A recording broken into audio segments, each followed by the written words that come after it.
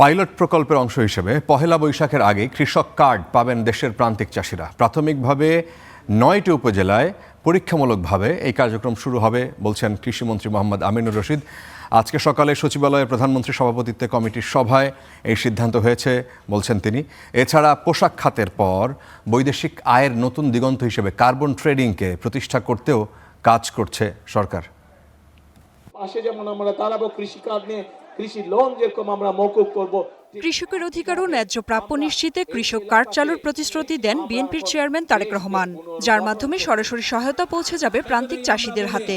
করব কাজ, গর্ব দেশ সবার আগে বাংলাদেশ। নির্বাচনের পর দায়িত্ব নিয়েই ফ্যামিলি কার্ড, কৃষি ঋণ মওকুফের পর এবার কৃষক কার্ড বাস্তবায়নে জোর দিচ্ছেন প্রধানমন্ত্রী।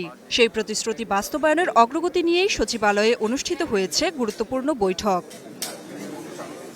বৈঠকে জানানো হয়, বিএনপির নির্বাচনী অঙ্গীকার বাস্তবায়নের অংশ হিসেবে কৃষক কার্ড চালুর প্রস্তুতি প্রায় চূড়ান্ত পর্যায়ে। ভর্তুকি প্রণোদনা ও কৃষি সহায়তা আরও স্বচ্ছ ও জবাবদিহিতামূলক করতে গুরুত্বপূর্ণ ভূমিকা রাখবে এই কার্ড। আশা করি পয়লা বৈশাখের মধ্যে আমরা শুরু করার চিন্তা করছি এবং আশা করি পারব। এখন 8টা-9টা উপজেলার মধ্যে যাবে, 9টা উপজেলা, 9টা ইউনিয়নের 9টা ডিভিশন। একেবারে প্রান্তিক কৃষক, তাদেরকে কিছু বেনিফিট দেব ফ্যামিলি কার্ডের মধ্যে। একই দিনে সচিবালয়ে ব্যস্ত সময় পার করেন প্রধানমন্ত্রী তারেক রহমান। সকালে মন্ত্রিপরিষদ কার্যালয়ে তার সঙ্গে সাক্ষাৎ করেন আনসার ও ভিডিপি মহাপরিচালক মেজর জেনারেল আব্দুল মোতালেব সাজ্জাদ মাহমুদ। বাহিনীটির চলমান কার্যক্রম, সক্ষমতা বৃদ্ধি এবং মাঠ পর্যায়ের তৎপরতা নিয়ে খোঁজখবর নেন সরকার প্রধান, দেন প্রয়োজনীয় দিক নির্দেশনাও। এরপর বৃক্ষরোপণ সংক্রান্ত সেলের সভায় সভাপতিত্ব করেন প্রধানমন্ত্রী। পরিবেশ সুরক্ষা ও জলবায়ু সহনশীলতা কার্যক্রম ত্বরান্বিত করার নির্দেশ দেন তিনি।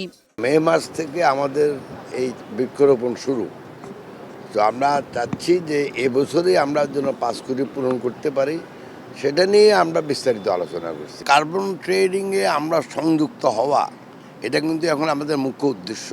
এছাড়া সুস্বাস্থ্যের বাংলাদেশ কর্মসূচি বাস্তবায়ন সেলের সভায়ও সভাপতিত্ব করেন সরকার প্রধান।